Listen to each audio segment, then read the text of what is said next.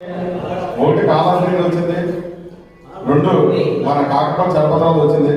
ఆ రెండు పేరు ఇక్కడ నేను మామూలు అబ్జర్వర్నే, ఎన్నికల అబ్జర్వర్గా రెడ్డి గారికి రాజు గారిని పంపించారు పార్టీ ఆఫీస్ నుంచి. ఆ రెండు పేర్లు వాళ్ళ పార్టీకి పంపుతారు. పార్టీకి పెట్టిన తర్వాత అక్కడి నుంచి డిసిషన్ వచ్చిన తర్వాత మళ్ళా ఇదే సమావేశం ఏర్పాటు చేసుకుంటాం. ఏదేమైనా సరే ఒక పదవి ఒక పేరు అనేది కరెక్ట్ కాదు, రెండు మూడు పేర్లు రావాలి, పోటీ చేయాలి. దాన్ని బట్టి పార్టీకి సేవ ఎవరు చేశారు కూడా గుర్తుపెట్టుకుంటారు కదా.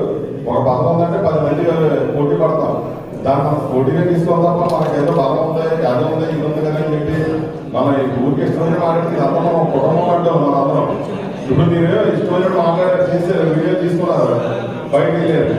ఎందుకు ఇప్పుడు అలాగే చెప్పి అవసరం వెళ్ళిపోతారా? మన అందరూ ఒకే ఫ్యామిలీ, మళ్ళీ ఎక్కడ ఉండాలి, ఇదే పార్టీలో తిరగాలి, ఇదే పార్టీలో పని చేయాలి.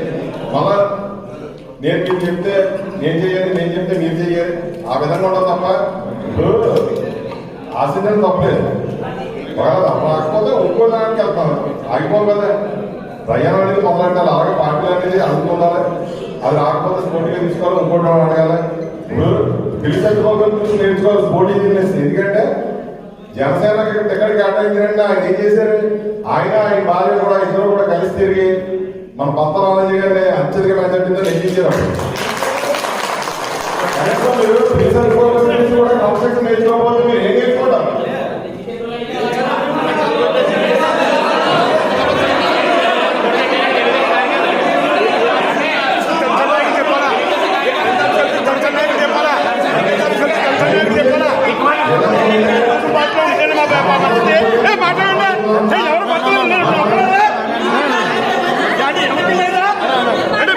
మీకందరూ పనులు ఉంటాయా?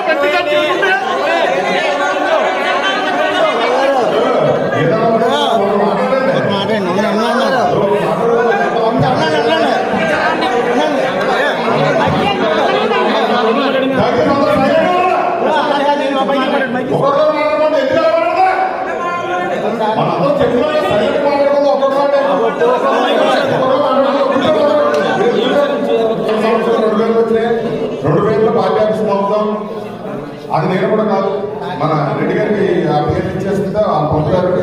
ఎందుకంటే ఎలక్షన్ తర్వాత వాళ్ళు కాబట్టి ఏదైనా ఉంటే మళ్ళీ సర్పంచ్ మాట్లాడుకుంటారు. ఇక్కడ మెజార్టీ సభ్యులు కూడా సంతకాలు తీసుకొని పంపించండి.